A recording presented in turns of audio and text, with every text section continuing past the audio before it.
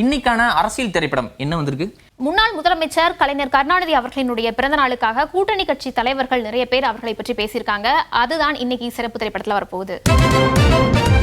நேர்களே, நாம இன்னைக்கு பார்க்க போற திரைப்படம் ரைசிங் சன் டாக்கீஸ் பெருமையுடன் வழங்கும் தலைவா 2.0. தங்களோட கட்சி தலைவரின் பிறந்தநாள் நிகழ்ச்சியை கூட்டு கட்சி தலைவர்களோட சேர்ந்து நடத்தும் உடன்பிறப்புகளின் கதையை ஒரு படமா எடுத்திருக்கிறாரு இயக்குனர் மேடைப்பாடியார்.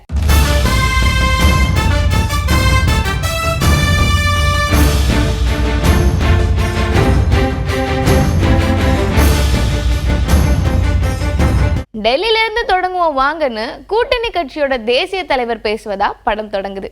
100th anniversary of the leader, Dr. Kalingar.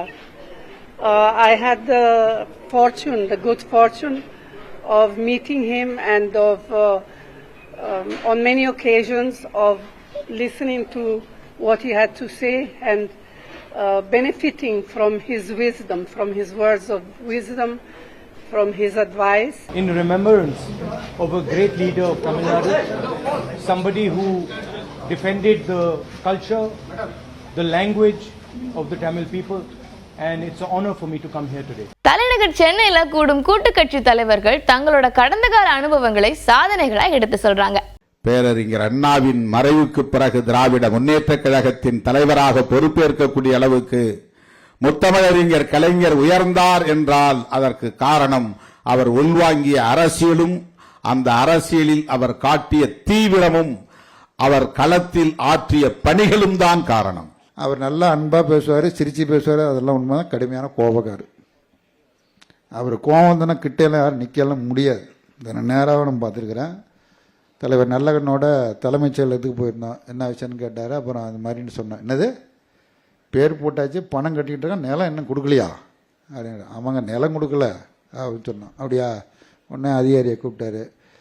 அந்த பேப்பரை இப்படி தூக்கி எறிஞ்சார்.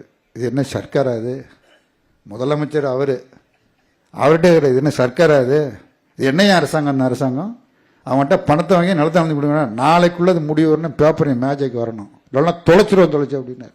தேர்தல் வெற்றி தோல்விகளை தாண்டி அரசியல் பயணத்தை அடுத்தடுத்த காட்சிகள் படத்துல கொண்டு வந்திருக்காங்க.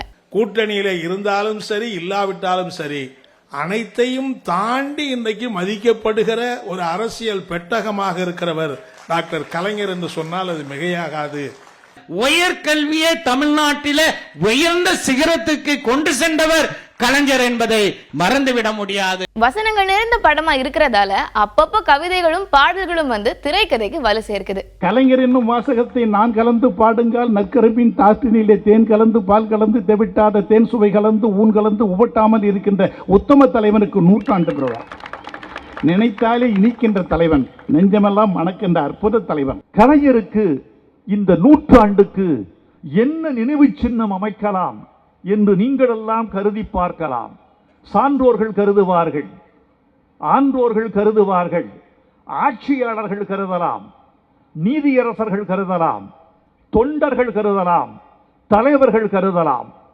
அப்படி நினைவு சின்னத்தை எடுத்து முடித்திருக்கிறார் நம்முடைய தளபதி அவர்கள். அழகான சிலையை அமைத்திருக்கிறார் தளபதி அவர்கள். இன்னும் நூலகத்தை நிறுவி இருக்கிறார் தளபதி அவர்கள். மொத்தத்துல தலைவா 2.0 உடன்பிறப்புகளின் கொண்டாட்டம். பாஸ்கர் சக்தி அவர்களினுடைய இயக்கத்துல வடக்கன் அப்படின்னு தலைப்பு வச்சு ஒரு படம் சமீபத்துல ரீசெண்டா வந்து வடக்கன் வந்துச்சு, அது கூட பேரை மாத்தணும் அப்படின்னு சொன்னாங்களே. ஆமா, அந்த பேர் வேண்டாம் அப்படிலாம் சொல்லிட்டு இருந்தாங்க.